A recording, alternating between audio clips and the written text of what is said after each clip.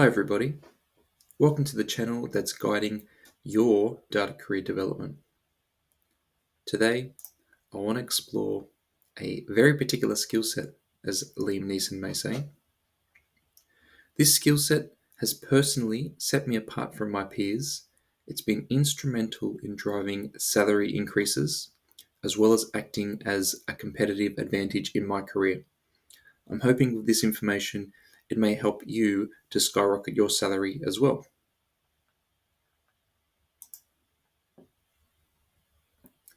So this is the flow the presentation will take. We'll look at the organizational layers to give some context. We'll look at a problem statement, which is around the communication issues between the organizational layers, the super skill solution, and how the data analyst can solve that problem.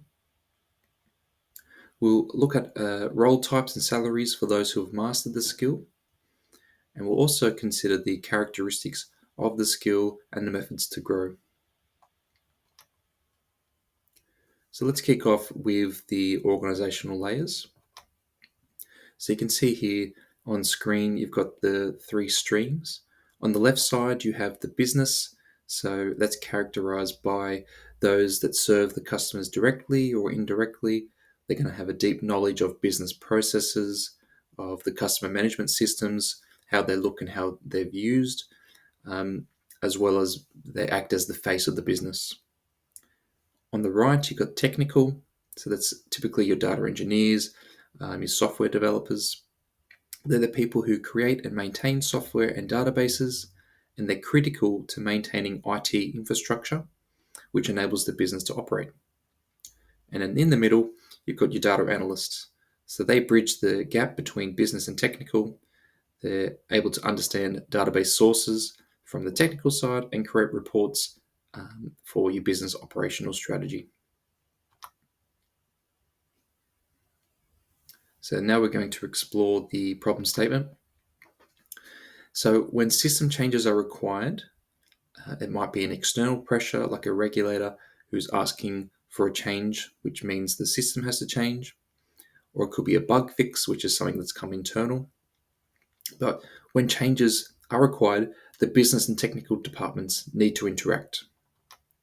And this generates the problem, which is the business lack technical literacy and the technical side don't understand the business process or context. So what does this lead to? You have miscommunication, errors in the design process, it causes rework, and ultimately wastes time and money. So here comes the super skill solution. So data analysts, again, you remember they bridge the gap between business and technical. So they are in the prime location to act as a translator or an interpreter. It's not just about translating the wording, but it's about understanding and translating context, processes. It's understanding what's important to each party and then teaching the corresponding party about the needs and constraints of the other. So what does this lead to? You can create mutually beneficial designs. You can create harmony. So often there's a lot of conflict in meetings when people aren't understanding each other and there's different time and money pressures on the line. You can maintain clear communication. You reduce error rate. You can build things much faster or support the build. And ultimately, you're saving time and you're saving money. And it could be significant money as well. So given that, what sort of role types are related?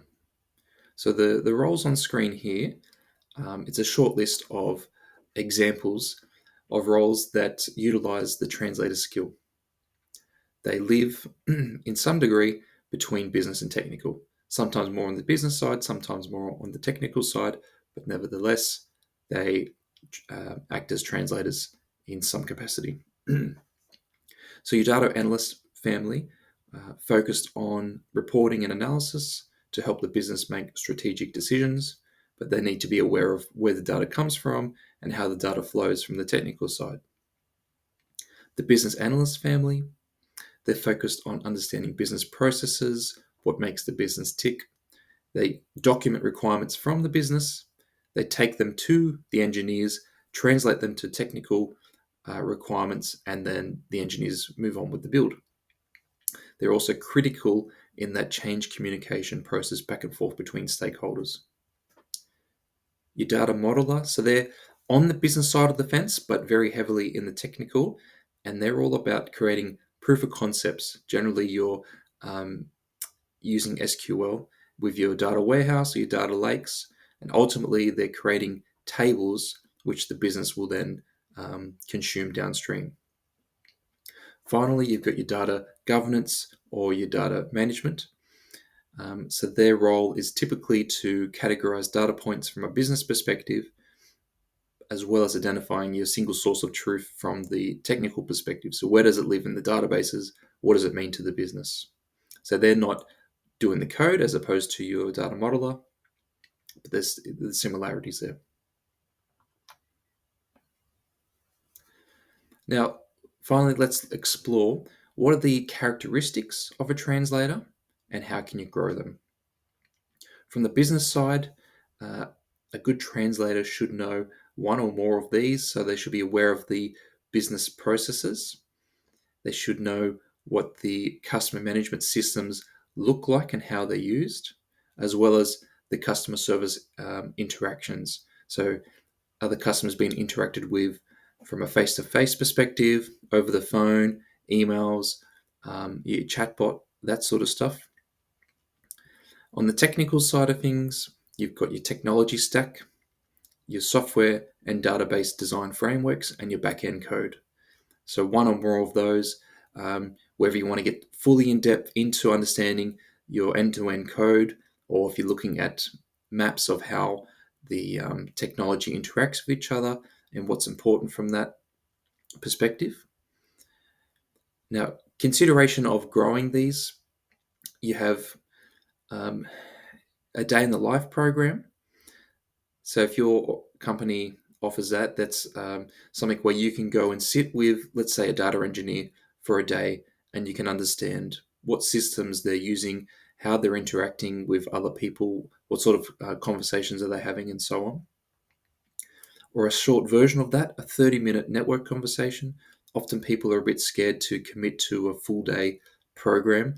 So 20 minutes, 30 minutes, very simple to just ask someone, hey, I'm really interested in understanding what you're working on or how you're operating.